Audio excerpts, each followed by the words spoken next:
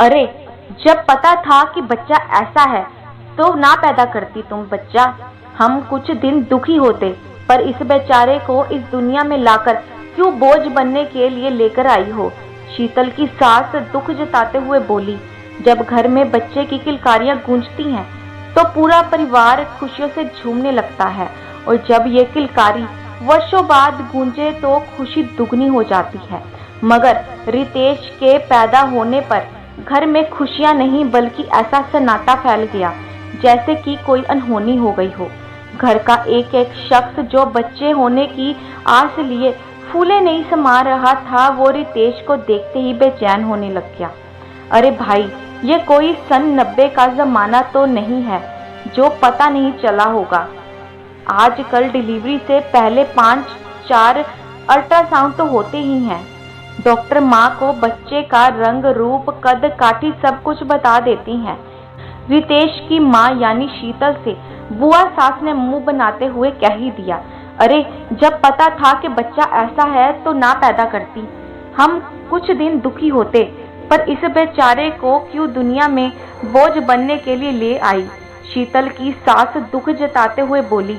कुछ ऐसे ही मिले जुले ताने घर का हर एक शख्स देश की माँ को मार रहा था, पर शीतल चुपचाप सबके तानों को अनसुना करते हुए रितेश को प्यार कर रही थी। लेकिन घर वालों के ताने जब जली कटी बातों में बदलने लग गए तो रितेश के पापा से सुना नहीं गया, और रितेश को गोद में लेकर बड़े गर्व से बोले, यह मेरा बच्चा है।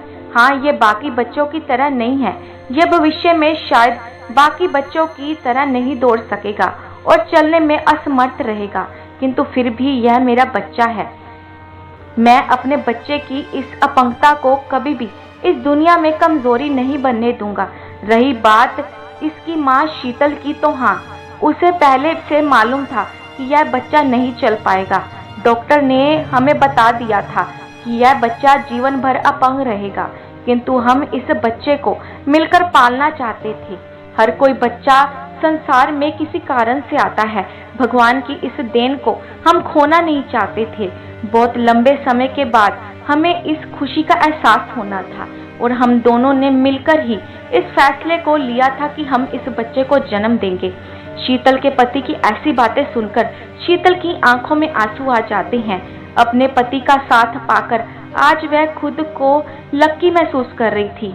इतना सुनते ही सारे घर वाले दंग रह जाते हैं, और फिर किसी की हिम्मत नहीं होती है कि कोई रितेश की दिव्यांगता के बारे में कुछ कह सके। रितेश के माँ बाप अपने बच्चे पर नाज कर रहे थे, और वे हमेशा रितेश की ढाल बनने के लिए तैयार थे। ऐसे ही समय बीतता जाता है। रितेश कुछ बड़ा हुआ तो पता चला कि उनके शहर में कोई ऐसा डॉक्टर आया हुआ है जो बचपन से अपंग हुए बच्चों को ठीक कर सकता है।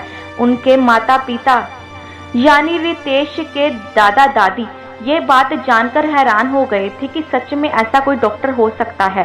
तो उन्होंने रितेश के माता पिता यानी कि शीतल और अपने बेटे के पास आकर ये सब कहानी सारी बताई। तो दोनों ने फैसला लिया कि वे डॉक्टर के पास जाकर अपने बच्चे को दिखाएंगे। वक्त रहते उनको ऐसा एक रास्ता मिल गया था जिसकी वजह से वे भी अपने बच्चे को ठीक कर सकते थे। दोनों अपने बच्चे को सही समय पर लेकर पहुंच जाती हैं।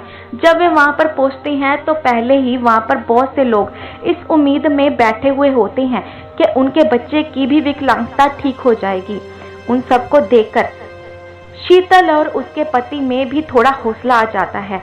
कैसे तैसे करके उनकी भी बारी आ जाती है, और भगवान की दया से उनको भी खुशखबरी मिलती है, जिसकी वजह से उनको पता चलता है कि आज अमेरिका से इस तरह के उपकरण उपलब्ध हो चुके हैं, जिसकी वजह से उनके बेटे की विकलांगता अब खत्म हो सकती है। जिसकी वजह से रितेश के माता पिता खुश हो जाते हैं। वे समय रहते ही सारे ऑपरेशन के पैसों का बंदोबस्त कर लेते हैं। कुछ ही समय बीतता है, ऑपरेशन का दिन आ जाता है और उनके बच्चे का सही तरीके से ऑपरेशन हो जाता है। कुछ समय बीतता है, उनका बच्चा अपने पांव पर खड़ा होने लगता है। डॉक्टर ने कुछ सपोर्ट्स का भी सुझाव दिया और एक्सरसाइज करने को भी कहा, जिसकी वजह से दोनों माता पिता मिलकर खूब रितेश की सेवा करते हैं।